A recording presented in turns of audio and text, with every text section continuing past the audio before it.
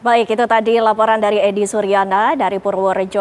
Itu adalah bagaimana suasana di Purworejo. Nah, Pak Ustadz, jika Iya, kita bisa berbicara sedikit ini. Tadi kita sudah melihat ada beberapa titik yang merayakan malam takbir. Sebenarnya takbiran itu maknanya seperti apa sih, Pak? baik, terima kasih Mbak Windy dan juga Mas Nugroho. Di dalam Al-Quran surat kedua, juz kedua ayat 185.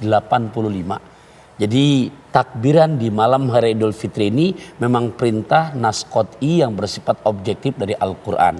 Jadi bersifat ya memang dianjurkan gitu merayakan. Dianjurkan, Iya, ya. apalagi kita bisa merasakan setelah hampir 3 tahun kita semua beraktivitas di rumah saja. Betul. Nah, berarti kan alhamdulillah di 2023 ini ya sudah bisa ya seperti biasa, walitukmilul iddata walitukabbirullaha ala ma hadakum wa la'allakum tashkurun.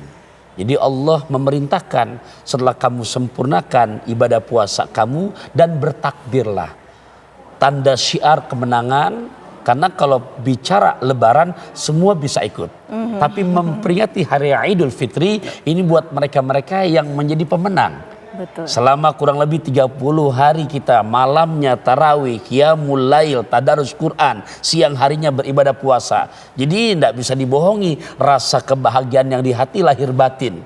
Nah, dianjurkan di malam takbiran ini untuk memperbanyak kalimat-kalimat takbir, kalimat thayyibah, tahlil, tahmid yang kesemuanya adalah fadilah penggugur dosa-dosa kita dan juga menghidupkan hati yang mati. Itu utama. Ini kan yang menarik ketika kita ngomongin malam takbiran, Iya. ada yang bawa lampion, ada Iya. yang bawa obor, tata caranya berbeda-beda. Ini sebenarnya kalau dalam Islam ini seperti apa Pak Ustadz? Kalau itu masuk kepada tradisi budaya, ya karena memang Indonesia ini kan heterogen. Kita harus betul-betul, kalau bahasa pantun saya, Pancasila ada 5 dasar. Dasar pertama ketuhanan yang Maha Esa. Indonesia ini negeri yang sangat besar, anugerah dari Allah yang Maha Kuasa. Jadi harus kita mengakui Bhinneka Tunggal Ikanya ini. Nah, tapi kan di dalamnya tetap yang dikomandangkan sama. Baik tadi yang di Cilegon maupun kita yang di Jawa Tengah tetap komandang takbir, tahlil, tahmid. Ini yang dianjurkan secara nas agama. Baik. Pak Ustadz, ini artinya bagi kami ini adalah sebuah tanggung jawab karena ternyata takbiran itu juga merupakan ajaran untuk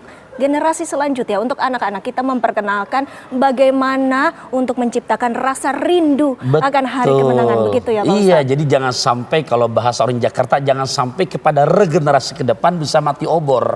Gitu. Iya, tongkat estafet kebaikan ini adapun tradisinya itu ya memang Indonesia bermacam-macam gitu. Kita harus akui gitu. Nah, oleh karenanya bukan hanya itu saja, yang kedua fadilah, di mana dalam hadis Nabi menyebutkan ada beberapa malam yang di mana hamba Allah berdoa pasti Allah ijabah. Di antaranya malam hari raya Idul Fitri.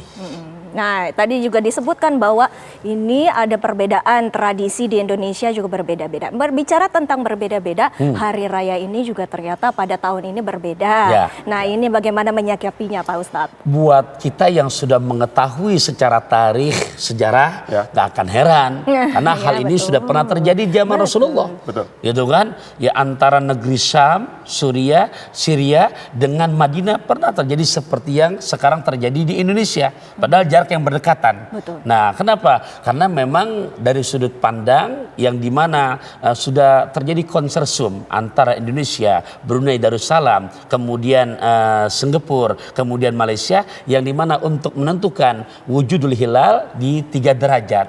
Nah, sementara di saat sudut pandang dengan yang tidak berpatokan demikian, ya pasti wajar terjadi perbedaan.